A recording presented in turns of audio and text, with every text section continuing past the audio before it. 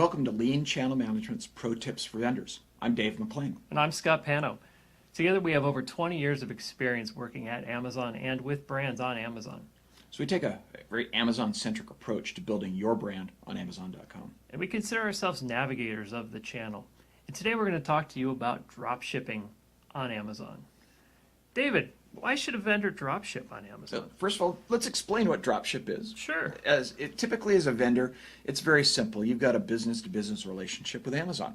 Amazon sends you a PO, you fulfill the product, you invoice them, they own the product in their warehouse. Right, that's how it should work, right? Well, it should, but maybe not. Dropshipping is a little bit different. With dropshipping, it's kind of like being a seller on Amazon in that you get a PO for one specific customer's order, and you send that order directly to the customer. Well, shouldn't I just set up a Seller Central account then? Well, it might make a lot of sense to go and do that, but there's so many benefits to being a vendor out there.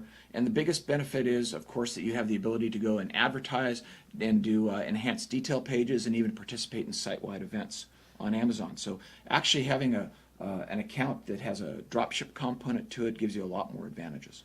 Well, will that reduce my sales in any way? It'll actually enhance your sales. Scott, the number one thing that every vendor should take to heart on Amazon is to never be out of stock.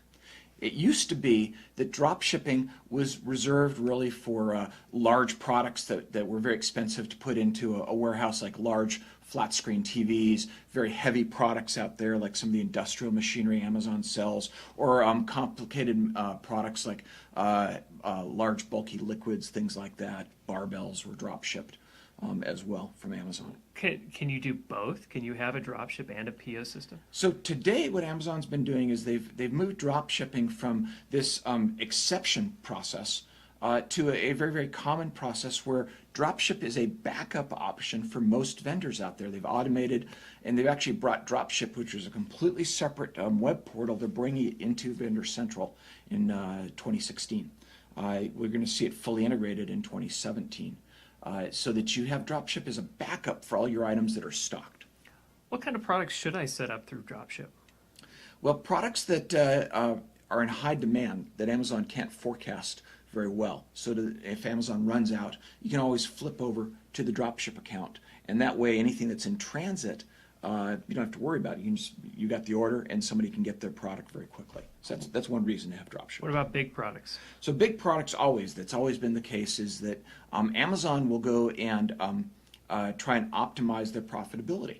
And when they try and optimize their profitability, that they take into account shipping. So if you have a heavy product, you really only want to ship it once from your location to the customer. You don't want to ship a heavy product into a fulfillment center, then perhaps distribute it into another fulfillment center, and then get it to the customer. Now does the vendor have to pay for dropship? That's really interesting, is that the vendor doesn't have to pay for dropship. They actually, if they're a freight collect vendor, that falls off of their co-op deductions. And remember that typically Amazon is either doing Prime for the dropship, or they're actually not doing Prime, and the customer's paying for that freight from your location to their location. So a product can be Prime and dropship? A product can be Prime and it can be dropship if you meet the Prime requirements as a dropship vendor. If you have exceptional fulfillment metrics, if you can ship very quickly, ship typically faster than 48 hours, you can qualify for Prime dropship. Well, what if I forget as a vendor to ship that product to the consumer? Well, Scott, as we all know, Amazon's fairly unforgiving out there. They don't like that. They don't like that. And a couple of times you're going to get a notice saying you should have shipped. And you should have somebody on the other end of that email train being able to react to why it didn't ship, because Amazon takes it very seriously, making a customer promise to get a product to them. And you're actually shipping on behalf of Amazon as their agent at that point. So you have to have really, really good supply chain logistics and shipping capabilities at hand. Anything else we should know about dropship? Yeah, dropship is EDI capable, so you can go and get orders for dropship through your EDI feed.